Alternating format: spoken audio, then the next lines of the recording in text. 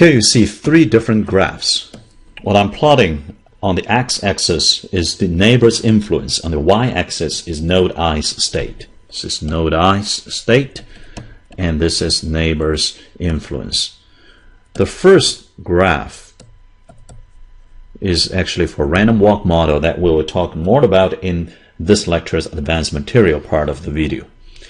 This and this graph are depicting contagion and infection respectively. For contagion, there is a certain threshold above which you flip. So it's a binary state. And for infection here, however, we're going to see that impact of topology can be modeled by looking at your neighbor's influence on your state in a probabilistic way with a certain slope, which is beta Si. So in particular, when we look at a given graph of connectedness with associated adjacency matrix A, then we can write down the infection influence model's dynamics through a different set of differential equations, incorporating this adjacency matrix. Let's take the simple SI model. Okay. Then, for node I, it's not the general global population percentage anymore. It is the probability that node I is in the state of being susceptible at time t. So we have to interpret this as the probability that node I is in state S. And that probability will evolve over time with minus b beta, okay, times the summation of all the neighbors. Let's assume this is a bidirectional graph. So aij equals aji. That could be 0 or 1 depending whether j is neighbor of I or not. If it's 0, the rest of the term doesn't matter. If it's 1, then we look at what would happen. It will be Si times ij of t. Again, I here is the state of the probability that node j finds itself in the state of being infected. Si is the probability that node I finds itself in the state of being susceptible at time t. Okay, we can also write down di for node I dt, but that would be just minus the above for the simple SI model. So let's just focus on this expression here. This expression is in fact incorrect. Okay. It's wrong because we cannot actually write this down as such. What we actually need to write down in English, okay, is the following. Is to write down this as one single entity, is the joint probability, okay, that node I is in the state of S and node J in the state of I. Okay, and what will that probability be? Then we need to know the probability that some neighbor of node J, other than node I self, got to the current state of infected, got to the current state by being infected and then making node J infected. So we have to look at all the neighbors of node J that induces this joint probability of node ij in this state. But in order to do that, we have to look at each of these neighbors and the trajectory of the state transition in the past that have led to this state. As you can see, this quickly gets out of hand, is no longer tractable. So what we're actually doing is to stop this propagation, tracing back, and say, let's approximate. One standard way to approximate out of several that we mentioned in the textbook is the order-based approximation. The first order approximation actually says, well, let's just pretend that this joint probability can be written as the following memoryless decomposed product of two individual probabilities. This is actually an approximation. But having written down this approximation, then we can say, well, this SI is not dependent on J. So we can pull this out of the equation and start doing approximation. So let's do that approximation here. Let's write down, for example, dii at time t and its rate of change with respect to t is beta, okay, times si of t after this first order approximation and pulling si out of the summation over j times the summation of aij times ij of t. Now this is S is just 1 minus I by definition.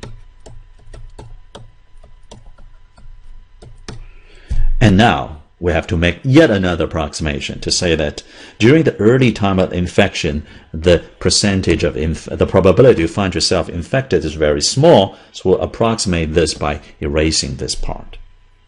And now we can write this down as a vector equation.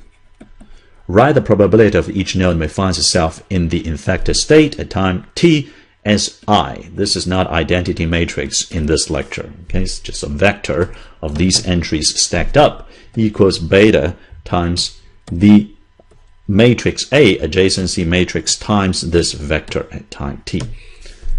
This is almost the exact same as before, the scalar evolution, except now it's a vector evolution with a weighting by this adjacency matrix A representing the topology's impact. Again, we can apply the trick to represent this vector as a weighted sum of the eigenvectors of the adjacency matrix as before.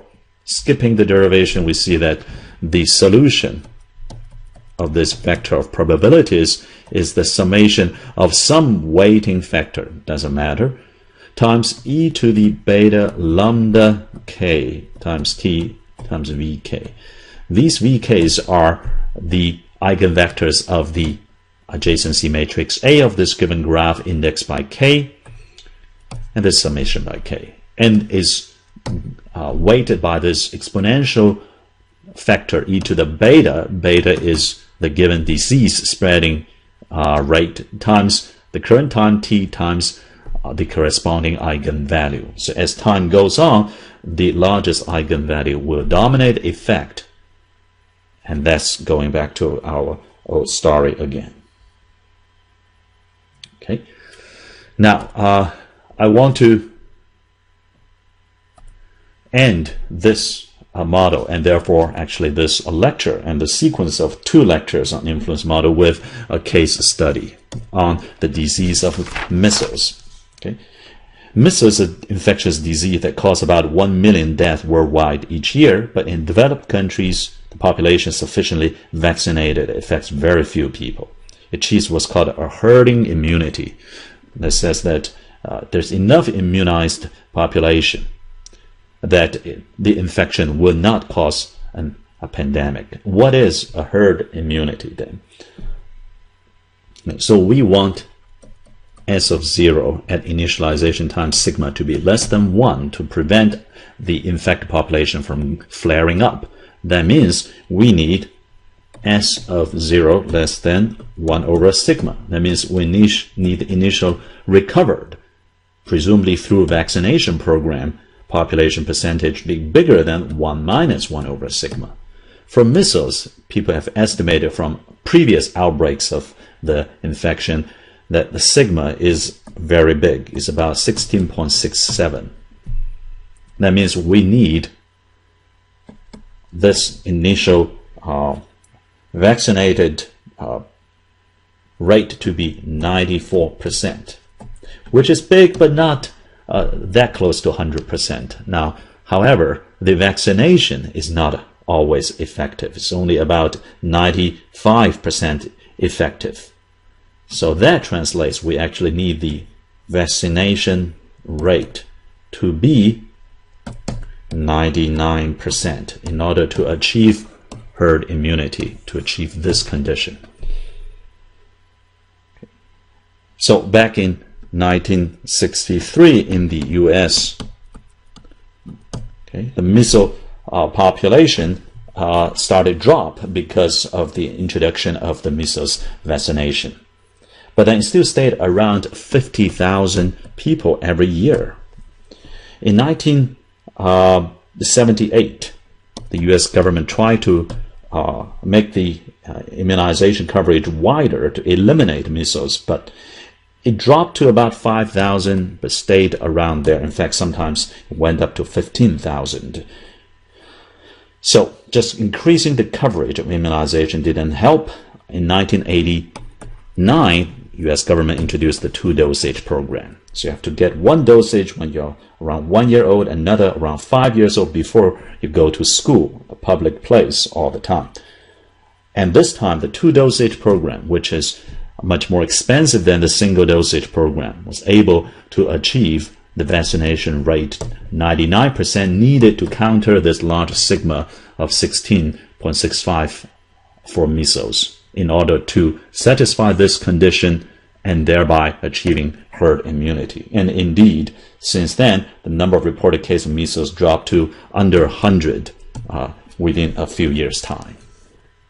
This is a very interesting story showing the power of the particular differential equation model we just developed for infection.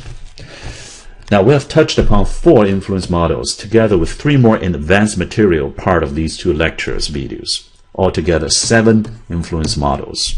Which one to use is an art, and there's a big gap between theory and practice. But some take-home messages offer insights. For example, different ways to think about and quantify the importance of nodes and links. Okay. For example, in today's lecture, the contagion model and the optimal seeding being a difficult problem, and the infection model that we just talked about, how differential equation model the change of states allow us to make some prediction and very useful public policies. So with that, we finish the influence model part of the lecture, and we move on to the topology reverse engineering part. So see you in the next lecture.